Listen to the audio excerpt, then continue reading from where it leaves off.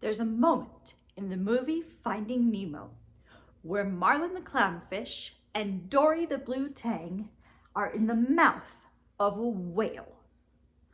The whale lifts up its giant tongue, and Marlin the clownfish holds on to the tongue for dear life with one fin and holds on to Dory with the other fin. Dory looks up at Marlin and says, "It's time to let go. Everything's gonna be all right." Marlin looks back down at Dory and says, "How do you know? How do you know something bad isn't gonna happen?" Dory, looking back at Marlin, shrugs as much as a fish can shrug and says, "I don't." Fear of the unknown can be one of the hardest parts of learning to let go. I've had to practice letting go many times in the last year of my life. One moment I've had to let go has been with my foster children, tucking them into bed at night, knowing that the next morning may be the last time I ever see them. I've also, number 2, had to learn to let go of my young adult daughter's choices. I can't control them, I can't protect her, even when what she chooses really scares me. And number 3, I've been learning to let go of what others think of me. Learning to say what I actually think, learning to confront conflict directly, learning to take responsibility for my mistakes.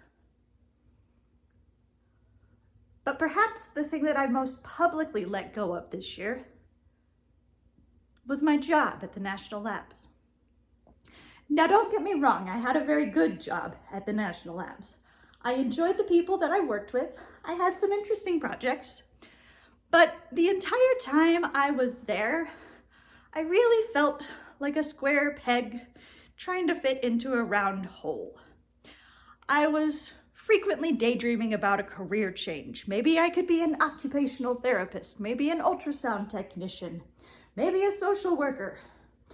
On and on the list went. But still I stayed. What was I holding on to? Well, 1, I was holding on to a plan that I had made. Ever since graduate school, I had planned to work at the National Labs. I moved away from my family and friends in Texas, came to Albuquerque, bought a house. That's not the sort of decision that seems temporary. Number 2, I was hanging on to stability. I had a job that seemed likely to hang around for the foreseeable future, and I had a really good paycheck. Who wants to let go of that? But number 3, and perhaps the most important, I was letting go of expectations. I thought that they were expectations everyone else had of me, but perhaps they were really expectations I had for myself. I have a PhD in mathematics. After all, research is what I'm supposed to do, right? This reminds me of another time that I had to learn to let go. I went on a ziplining trip. Now, I prefer safety over speed and control over excitement. So I don't know what exactly I thought I was signing up for when I went on a zipline trip, but sliding down cables at breakneck speed strapped in by a harness was not it. But there was a piece of hope. Each of us had a work glove, something like this. 2 work gloves, actually. And the facilitator told us that anytime you want to slow down on the zip line, all you have to do is put your hand behind you on the line, grab it hard with the glove, apply pressure, and you will slow down. And of course I wanted to slow down, so that is what I did. I held onto the cable, every single inch of every single zip line. Well, that is, until I came to the very last one. That was the longest zip line on the course. I got to the platform at the top of the trees, and the facilitator stops me. He says, do not hold on to this cable. You have to let go. Must have gave him quite a face. I really did not want to let go on this cable. He said, no, you have to let go on this cable because if you slow yourself down, this cable is so long that you will get stuck in the middle. You will not have enough momentum to carry you across.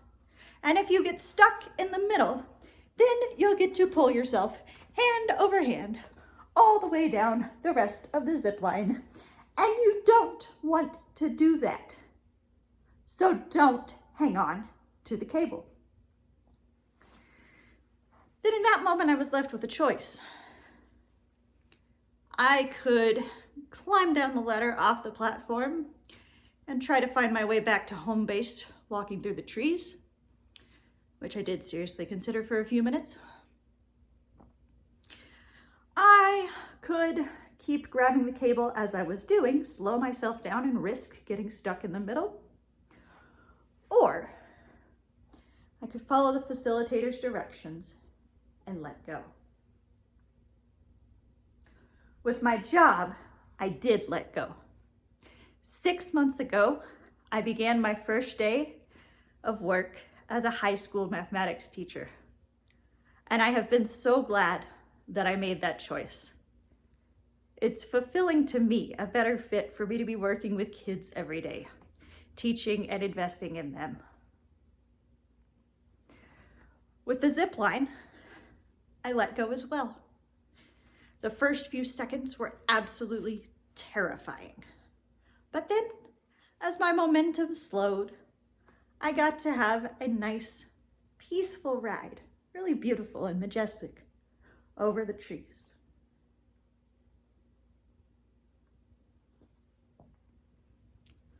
So, what about you? Are you holding on to something that's holding you back? Or for you, like Marlin the clownfish, is it time to let go?